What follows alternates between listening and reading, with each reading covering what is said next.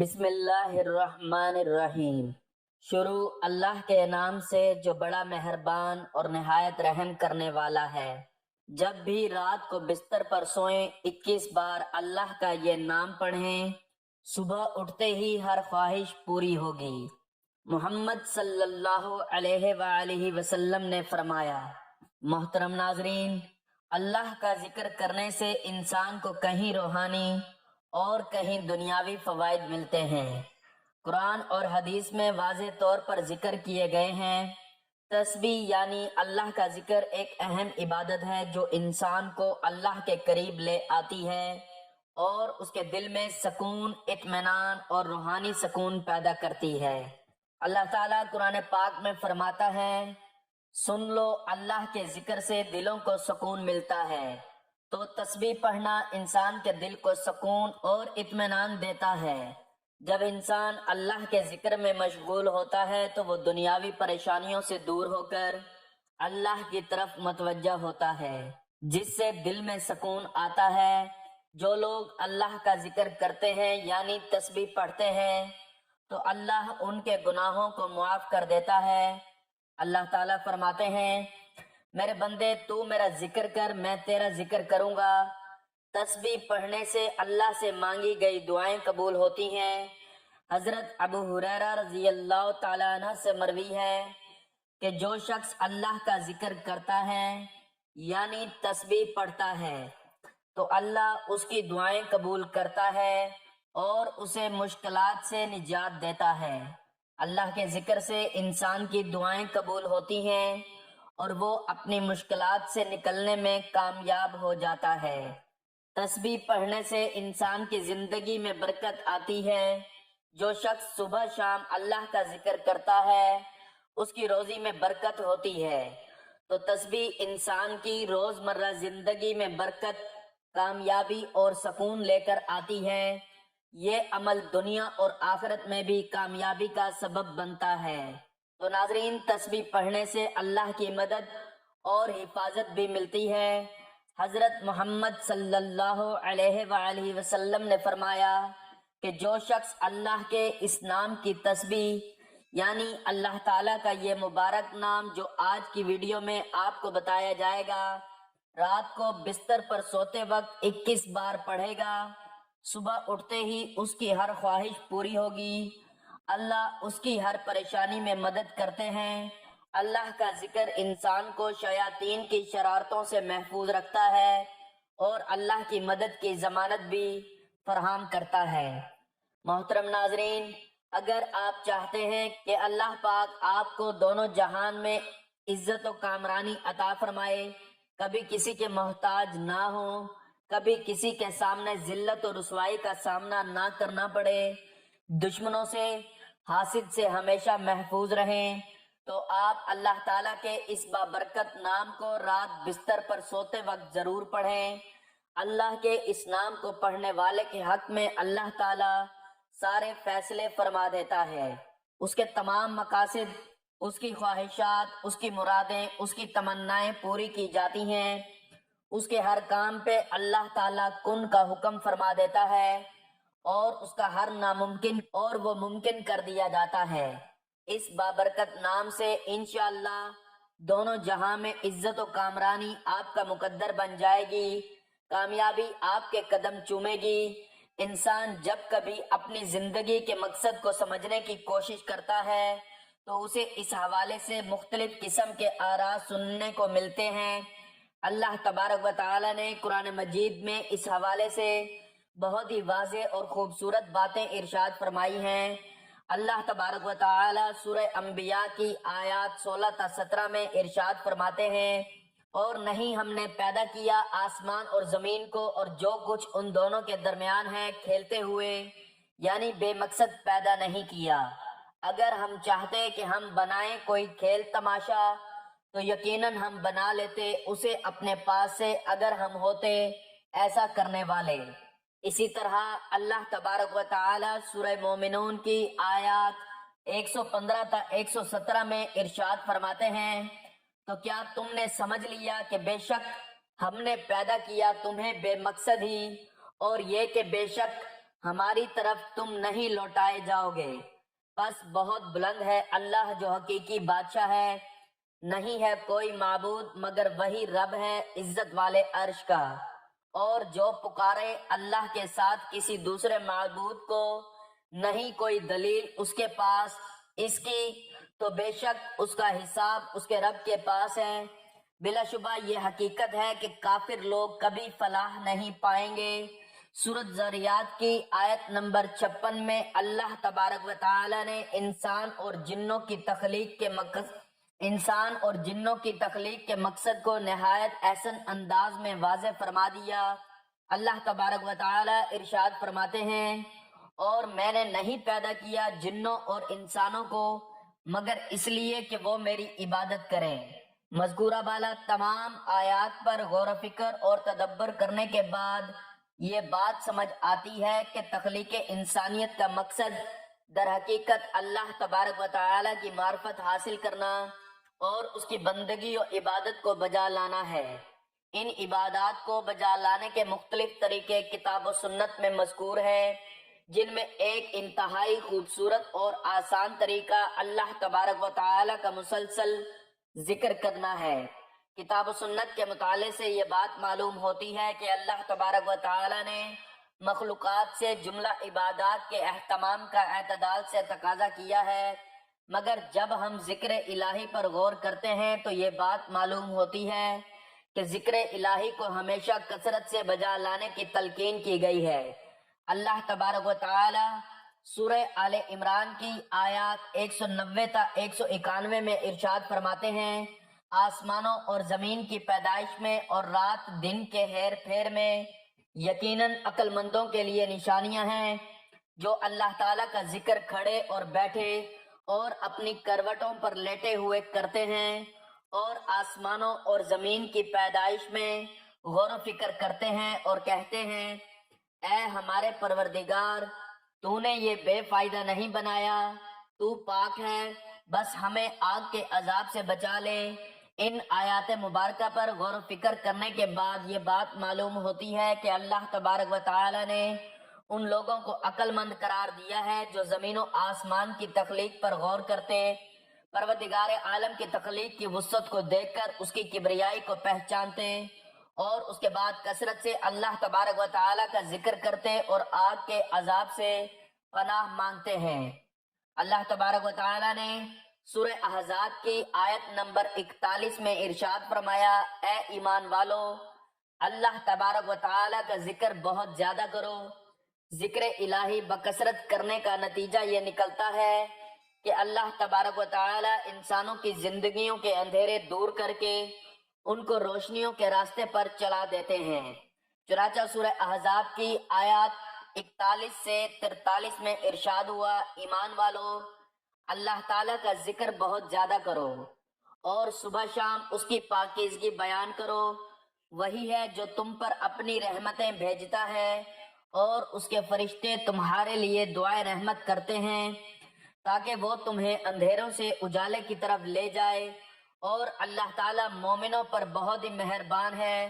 اللہ تبارک و تعالیٰ نے ذکر الہی کے فوائد بتلاتے ہوئے یہ بات بھی ارشاد فرمائی کہ جب کوئی شخص اللہ تبارک و تعالیٰ کا ذکر کرتا ہے تو اللہ تبارک و تعالیٰ بھی اس کا ذکر کرتے ہیں۔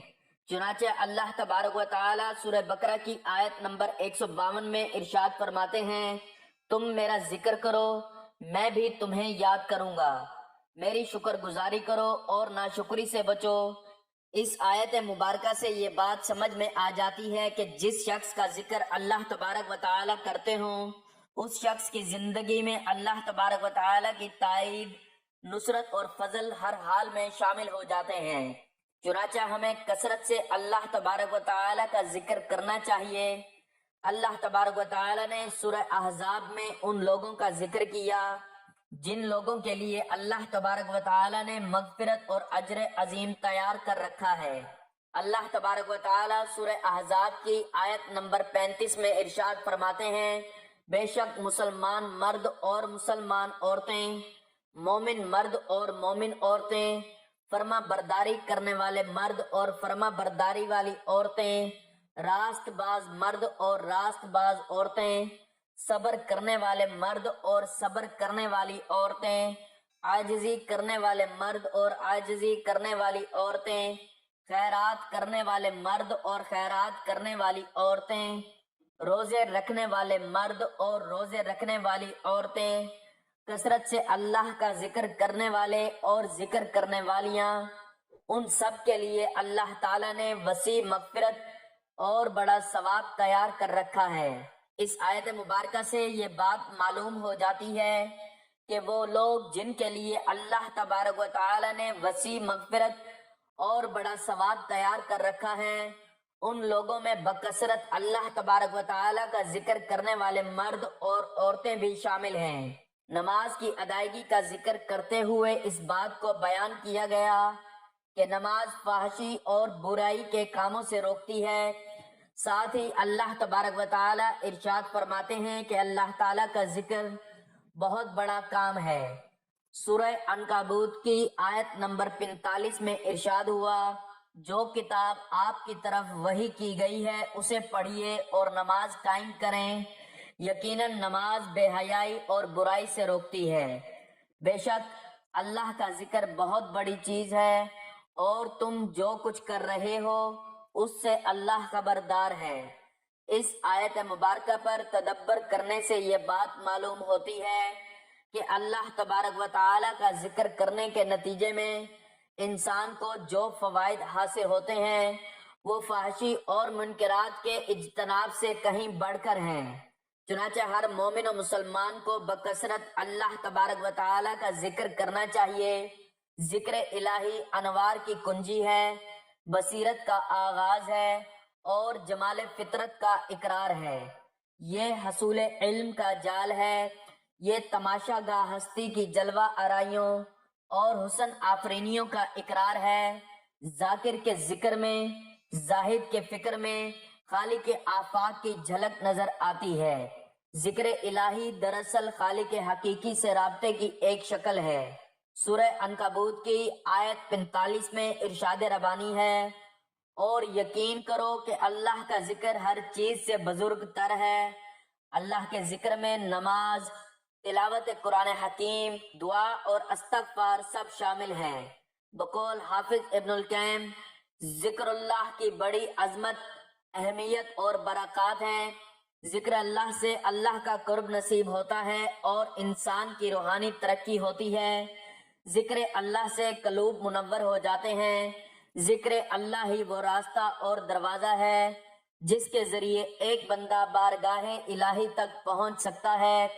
حضرت ابو ہریرہ رضی اللہ تعالیٰ عنہ اور حضرت ابو سعید خدری رضی اللہ تعالیٰ عنہ سے روایت ہے کہ رسول اللہ صلی اللہ علیہ وآلہ وسلم نے فرمایا، جب بھی اور جہاں بھی کچھ بندگان خدا اللہ کا ذکر کرتے ہیں تو لازمی طور پر فرشتے ہر طرف سے ان کے گرد جمع ہو جاتے ہیں اور ان کو گھیر لیتے ہیں، اور رحمت الہی ان پر چھا جاتی ہے اور ان کو اپنے سایہ میں لے لیتی ہے، اور ان پر سکینہ کی کیفیت نازل ہوتی ہے، اور اللہ اپنے مقربین فرشتوں میں ان کا ذکر کرتے ہیں۔ بخاری شریف میں بحوالہ حضرت ابو ہریرہ رضی اللہ تعالیٰ عنہ درج ہے کہ رسول اللہ صلی اللہ علیہ وآلہ وسلم نے فرمایا، اللہ تعالیٰ کا ارشاد ہے کہ جس وقت بندہ میرا ذکر کرتا ہے اور میری یاد میں اس کے ہونٹ حرکت کرتے ہیں تو اس وقت میں اپنے اس بندے کے ساتھ ہوتا ہوں۔ اللہ تعالیٰ نے ارشاد فرمایا، وَلَذِكْرُ اللَّهِ أَكْبَرُ، ترجمہ، بے شک اللہ کا ذکر بہت بڑی چیز ہے۔ ابو ہریرہ رضی اللہ تعالیٰ عنہ سے روایت ہے کہ نبی کریم صلی اللہ علیہ وآلہ وسلم نے فرمایا، اللہ تعالیٰ فرماتا ہے کہ میں اپنے بندے کے یعنی میرا بندہ میرے بارے میں جیسا گمان رکھتا ہے میں اس کے ساتھ ویسا ہی کرتا ہوں، گمان کے ساتھ ہوں، اور جب بھی وہ مجھے یاد کرتا ہے تو میں اس کے ساتھ ہوتا ہوں، بس جب وہ مجھے اپنے دل میں یاد کرتا ہے تو میں بھی اسے اپنے دل میں یاد کرتا ہوں، اور جب وہ مجھے مجلس میں یاد کرتا ہے تو میں اسے اس سے بہتر فرشتوں کی مجلس میں یاد کرتا ہوں۔ اگر وہ میرے پاس ایک بالشت آتا ہے تو میں اس کے پاس ایک ہاتھ آتا ہوں، اور اگر وہ ایک ہاتھ آتا ہے تو میں اس کے پاس گز آتا ہوں، اگر وہ میرے پاس چل کر آتا ہے تو میں اس کے پاس دوڑ کر آتا ہوں۔ حضرت ابو الدرداء رضی اللہ تعالیٰ عنہ سے روایت ہے کہ رسول اللہ صلی اللہ علیہ وآلہ وسلم نے فرمایا، کیا میں تم کو وہ عمل بتاؤں جو تمہارے سارے اعمال میں بہتر اور تمہارے مالک کی نگاہ میں پاکیزہ تر ہے اور تمہارے درجوں کو دوسرے تمام اعمال سے زیادہ بلند کرنے والا ہے، اور اللہ کی راہ میں سونا اور چاندی خرچ کرنے سے بھی زیادہ اس میں خیر ہے، اور اس جہاد سے بھی زیادہ تمہارے لیے اس میں خیر ہے جس میں تم اپنے دشمنوں اور خدا کے دشمنوں کو موت کے گھاٹ اتارو اور وہ تمہیں ذبح کریں اور شہید کریں۔ صحابہ کرام رضی اللہ تعالیٰ عنہ نے عرض کیا، ہاں یا رسول اللہ صلی اللہ علیہ وآلہ وسلم، ایسا قیمتی عمل ضرور بتائیے۔ آپ صلی اللہ علیہ وآلہ وسلم نے فرمایا، وہ اللہ کا ذکر ہے۔ ابن ماجہ میں لکھا ہے کہ حضرت ربیعہ بن کعب اسلمہ رضی اللہ تعالیٰ عنہ رات کو آپ کے آستان اقدس پر پہرا دیتے تھے۔ وہ بیان کرتے ہیں کہ آپ کی تسبیح اور تحلیل کی آواز سنتے سنتے میں تھک جاتا اور مجھے نیند آ جاتی تھی۔ بقول علامہ شبلی نعمانی رحمۃ اللہ علیہ اور علامہ سید سلیمان ندوی رحمۃ اللہ علیہ، اٹھتے بیٹھتے، چلتے پھرتے، کھاتے پیتے، سوتے جاگتے، وضو کرتے، نئے کپڑے پہنتے، سوار ہوتے، سفر میں جاتے، واپس آتے، گھر میں داخل ہوتے، مسجد میں قدم رکھتے، غرض ہر حالت میں دل و جان ذکر الہی میں مصروف رہتے۔ آپ سواری پر بیٹھے بیٹھے نفل ادا فرماتے، سواری کا جانور جدھر چل رہا ہے آپ ادھر ہی چہرہ مبارک نماز کی نیت فرما لیتے، اس کی پرواہ نہیں فرماتے تھے کہ قبلہ کی طرف رخ مبارک ہے یا نہیں۔ آپ میدان جنگ میں بھی یاد الہی سے غافل نہیں تھے۔ بدر کے غزوہ میں خشوع و خضوع سے دونوں ہاتھ پھیلا کر بارگاہ عزتی میں دعا کر رہے تھے۔ اس بے خودی کے عالم میں ردائے مبارک کندھوں سے گر پڑی اور حضور کو خبر تک نہیں۔ حضرت علی رضی اللہ تعالیٰ عنہ 3 بار میدان جنگ میں حاضر ہوتے ہیں اور ہر بار یہ دیکھتے ہیں کہ پیشانی مبارک زمین پر ہے۔ پاکستانی معاشرے میں بھی بے سکونی یاد الہی سے غفلت کی وجہ سے ہے۔ نت نئی جسمانی اور نفسیاتی بیماریاں یاد الہی سے غفلت کی وجہ سے ہیں، بلا شبہ ذکر الہی سے غفلت کی وجہ سے ہیں۔ بلا شبہ ذکر الہی دلوں کو سکون بخشتا ہے۔ اللہ تعالیٰ کے ذکر کی بڑی فضیلت ہے۔ جو افراد ذکر الہی میں رطب اللسان ہوتے ہیں وہی اللہ تعالیٰ کے نزدیک سب سے محبوب ہیں۔ آپ صلی اللہ علیہ وآلہ وسلم نے فرمایا کہ اللہ تعالیٰ کا ذکر کرنے والے ہی نیکیوں میں سب سے سبقت کرنے والے ہیں۔ یہی نہیں بلکہ یہ اعلی کلمت اللہ کے لیے جہاد میں لڑنے اور اللہ کے راستے میں سونا اور چاندی خرچ کرنے سے بھی بہتر ہیں۔ نیز اللہ رب العالمین کے نزدیک سب سے پاکیزہ اور درجات کے بلند کرنے کا ذریعہ ہے۔ اللہ تعالی ہمیں تسبیح و تحلیل اور ذکر و اذکار میں مشغول رہنے کی توفیق عطا فرمائے، آمین۔ ناظرین، اب ہم جان لیتے ہیں کہ آپ نے اللہ تعالیٰ کا وہ کون سا نام پڑھنا ہے، کیسے پڑھنا ہے۔ تو ناظرین، جب آپ رات کو سونے کے لیے بستر پر جائیں تو کوشش کرنی ہے آپ نے اپنے کسی بھی مقصد کے لیے، کسی بھی حاجت کے لیے، کسی بھی مشکل یا پریشانی سے نکلنے کے لیے، خاص طور پر اپنے حق میں فیصلے کے لیے اور اپنی خواہشات کی تکمیل کے لیے، اللہ تعالیٰ کی فوری مدد عرش پر حاصل کرنے کے لیے اور راستے سے ہر رکاوٹ فوراً دور کرنے کے لیے کوئی بھی ارادہ دل میں کرنا ہے، خواہ وہ اپنی خواہشات کو پورا کرنے کا ہو یا کوئی ناممکن کام کو ممکن کر دینے کے حوالے سے آپ کی حاجت ہو، آپ نے اس کی نیت کرنی ہے۔ اور اس کے بعد بہتر ہے کہ آپ باوضو حالت میں بستر پر لیٹیں، کیونکہ یہ ایک سنت طریقہ بھی ہے اور اس سے ثواب بھی ملتا ہے۔ تو باوضو حالت میں جب بھی بستر پر جائیں تو یہ بہت ہی مختصر اور آسان سا وظیفہ آپ نے پڑھنا ہے۔ اللہ تعالیٰ کا بہت ہی بابرکت نام ہے، اس کا ورد کرنا ہے، لیکن اس سے پہلے آپ نے درود پاک پڑھنا ہے۔ ایک بار ثواب کے لیے میرے ساتھ بھی پڑھ لیں۔ اللہم صلی علی محمد وعلی آل محمد کما صلیت علی ابراہیم وعلی آل ابراہیم انک حمید مجید۔ اللہم بارک علی محمد وعلی آل محمد کما بارکت علی ابراہیم وعلی آل ابراہیم انک حمید مجید۔ درود پاک پڑھنے کے بعد آپ نے سب سے پہلے اپنے خاص مقصد کی نیت کرنی ہے اور جب آپ نیت کر لیں تو فوری طور پر آپ نے اعوذ باللہ من الشیطان الرجیم اور بسم اللہ الرحمن الرحیم پڑھ کر وظیفے کا آغاز کرنا ہے، اور اللہ تعالیٰ کے مبارک نام یا حی یا قیوم کو پڑھنا شروع کر دینا ہے۔ آپ نے اللہ تعالیٰ کے اس مبارک نام یا حی یا قیوم کو ملا کر پڑھنا ہے تو ایک شمار ہوگا۔ اس طرح آپ نے اس کو صرف 21 بار پڑھنا ہے۔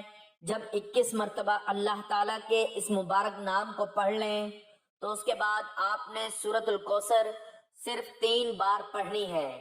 اِنَّا أَعْطَيْنَاكَ الْكَوْثَرَ فَصَلِّ لِرَبِّكَ وَانْحَرْ إِنَّ شَانِئَكَ هُوَ الْأَبْتَرُ۔ اللہ تعالیٰ کے نام کا ذکر کرنے کے بعد آپ نے استغفار لازمی کرنا ہے، کیونکہ استغفار کا پڑھنا انسان کو اللہ کی قربت ملاتا ہے، اور کہا جاتا ہے کہ اللہ اپنی مدد سے اپنے بندے کی پریشانیوں کو دور کرتے ہیں۔ اول آخر درود پاک پڑھ کر اللہ تعالیٰ کے اس مبارک نام کو پڑھنے کا معمول بنا لیں، انشاءاللہ فیصلہ آپ کے حق میں ہوگا، جیسا آپ چاہیں گے ویسا ہوگا۔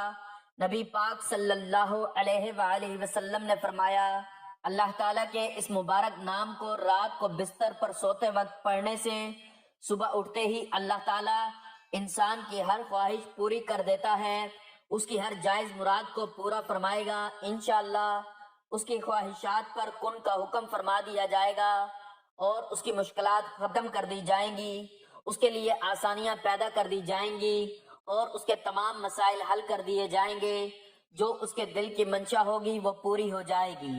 میری اللہ تعالیٰ سے دعا ہے کہ اللہ تعالیٰ میرا سنانا اور آپ کا سننا اپنی پاک بارگاہ الہی میں قبول و منظور فرمائے، آمین ثم آمین۔ ناظرین، اپنے رزق میں برکت، وسعت اور کشادگی کے لیے اللہ تعالیٰ کے 99 ناموں میں سے کوئی ایک نام ضرور لکھیں۔ اللہ تعالیٰ ہم سب کا حامی و ناصر ہو، آمین، جزاک اللہ۔